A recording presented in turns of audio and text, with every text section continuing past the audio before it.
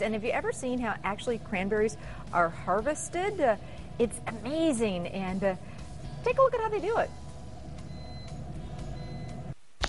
We've ventured out into one of the bogs here at Dubé Cranberries, and we're with Dave Hansen. And Dave, what stage is this cranberry bed at right now? Right now, we just finished knocking the berries off with a piece of machinery, and we'll be in the process of flooding them up and then loading them up on a semi, hopefully in the next 4 hours.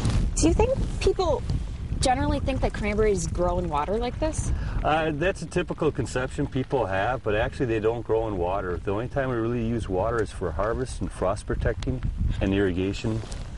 Otherwise, we can walk into a cranberry bed and actually have dry feet, except on a day like today. Why do you flood the cranberry beds like this to harvest them? This is one way cranberry growers over the years have been utilizing water, because the cranberry actually itself is hollow. They have 4 chambers. If I can crack this one open, they have 4 chambers, and we kind of use a little bit of science here. It's going to float.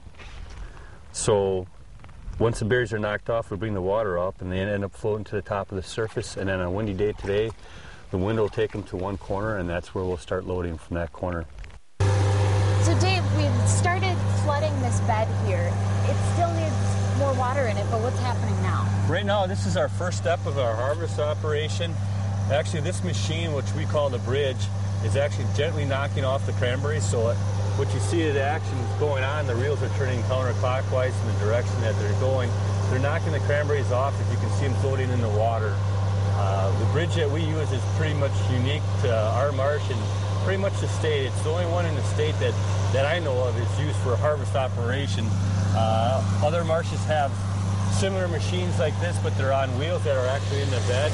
This doesn't require any machine to be in the bed itself, so all we have is the weight of the machine that's floating on top of the bed, knocking them off. The guys in the back are keeping track and making sure everything's in line. Right now we're in one little bit of a training session here, so training in the new guys. So he's explaining what's happening. So do these 2 guys, is it called driving the bridge, or what are they doing? Correct. They're driving the bridge, and when they get down to the end, they'll have to turn it around so they can make their next pass. Wow. The bed that they're doing right now, and every bed that we have, the berries are knocked off in the same direction every year. So we call it training. The vines are trained in one direction, so we'll have to keep on going that same direction all the time whenever we harvest. Okay. And how long of a process? Do they just go through once, or do they have to go over it again? On this bed here, they'll take 4 passes through, and each pass will probably take right around 20 minutes. Okay. So they'll do 2 beds together. It'll take them probably about 3 hours to do both beds by the time they turn around and move everything around. It's a little bit of a slower process that goes on, but that's the way cranberry harvest is. You take a little bit at a time. Well, we're really in the thick of it now, really getting to the point where we can get the cranberries out of the cranberry beds here with Dave Hansen. Why don't you describe for us right now what's the setup and what's happening? This is the last process of harvest as far as what we concern ourselves with. Right now, the berries are all corralled up here, and they're in the process of loading them. What we have is a berry pump over here, and actually it takes the berries, they're all corralled up, floating, and it'll suck them in a little box, like a little vacuum cleaner, and it'll go through a pump up to the top of the cleaning box. Up on top, you use water again to clean the leaves off.